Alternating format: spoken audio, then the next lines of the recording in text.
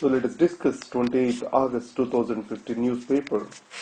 The first article it is related to the smart cities.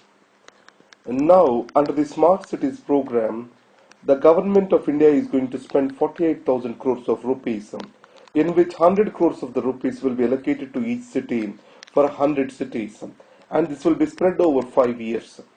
So it means the 48,000 crore rupees will have a matching contribution from the states and to an equal amount, that is 48,000 crores again.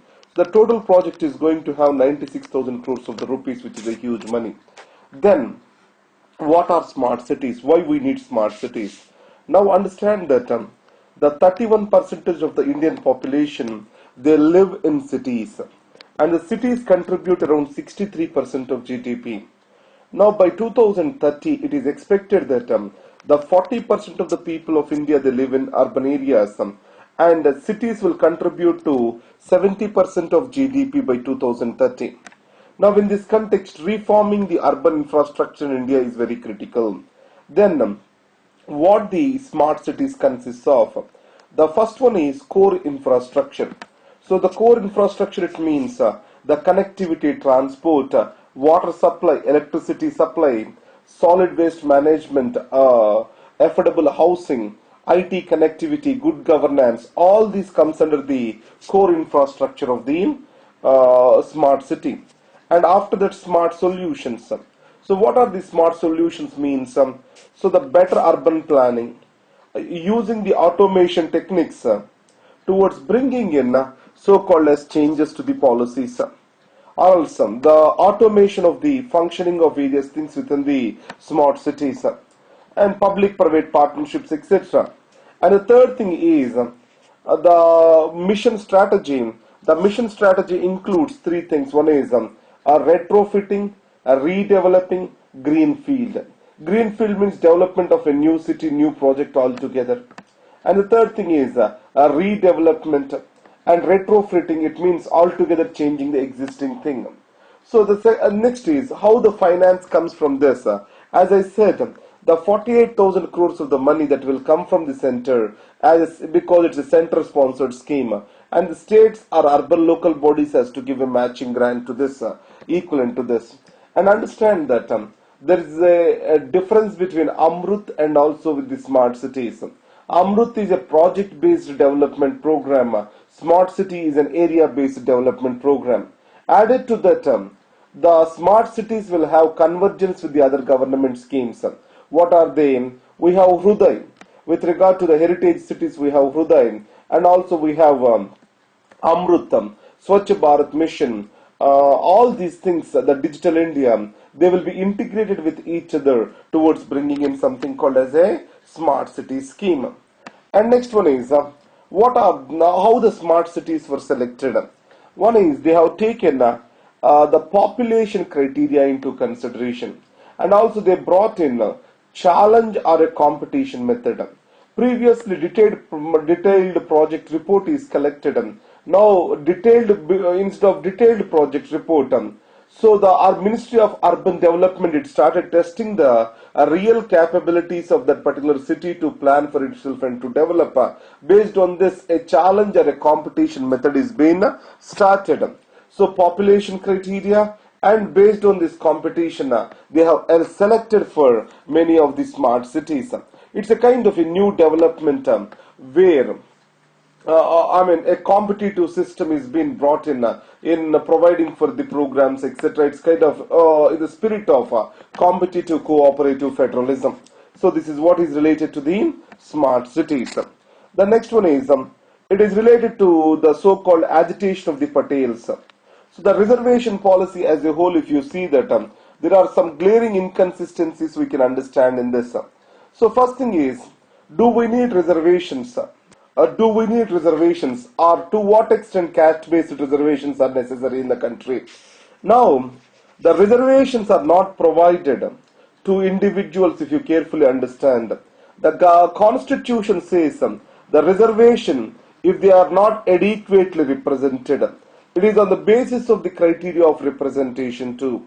And the second, it means historically there are many injustices which are being done to certain poor people based on their caste of birth. So to correct these historical injustices, certain affirmative action is being provided for. Then why the caste is only the criteria? The reason is, in India, the caste also equates with something called as class. So the caste, the lower caste, especially Dalits, they do not enjoy the control over the productive assets. It means that their income sources are very low. So as income is low, the poverty is high among the Dalits, and also the illiteracy is high among the Dalits. It means that the developmental indices are poor and they are correlate with the caste system. That's why caste can be a basis for criteria. And added to that, income, ascertainment of the income with the existing systemic deficiencies is practically impossible. And the constitution also provides that's why social and educational backwardness is a criteria for reservations. And next one is, what is the criticism? If you see, the reservations over a period of time, they have become the sources of vote bank politics. In this circumstance, the Supreme Court has clearly said that any self-proclaimed economic backwardness and having the numbers or vote bank to get the political favor shall not be a criteria for reservations. So we have to move away from the caste-based reservations and we shall develop a comprehensive yardstick to provide for or to identify the backwardness and to re-strategize our reservation policy with regard to the recent Jat reservations while declaring them as unconstitutional. The Supreme Court has held these. So it means that the reservation policy is more used for a vote bank politics. And the other criticism is it may dwindle the merit. But however, it did not hold a strong point. If you take the examples of Tamil Nadu, where the reservations are high. And the third thing is, in India, there is no proper caste census. And socio-economic criteria, how they are exactly related to the caste. These are not well computed and the data is insufficient. So, these are the things which we need to understand with regard to the reservations. So, the Patel community being rich and asking for an OBC reservation, to what extent it is valid, these are the questions that comes up over here. And next one is with regard to the Pakistan and the talks involved with Pakistan. One thing is, the major challenge what this article says is, in Pakistan there is no single central authority. So there are multiple authority points and generally military holds are key towards a strategy to India. So the military enjoys the key on a strategy to India. Now, the Indian government cannot engage the military. It has to talk with the civilian government itself, which has no say. So in this context, there will be always inconsistency between what is agreed and what is being implemented. So what it is suggested is, as a solution to this particular situation is only deepening of the democracy in Pakistan, and it can only happen through proper negotiations, deliberations, etc. So the only way forward in these circumstances is talking. But however, the ground has to be properly prepared with proper homework, and a special attention has to be taken for these high-level meetings. Generally nowadays we are conducting the India-Pakistan meetings along the sites of other international meetings, which is not giving a proper groundwork towards these particular sessions which are going on. So that is the reason why most of them are ending in failure. This is what the article talks about. And next one is climate change. Here two words we need to understand.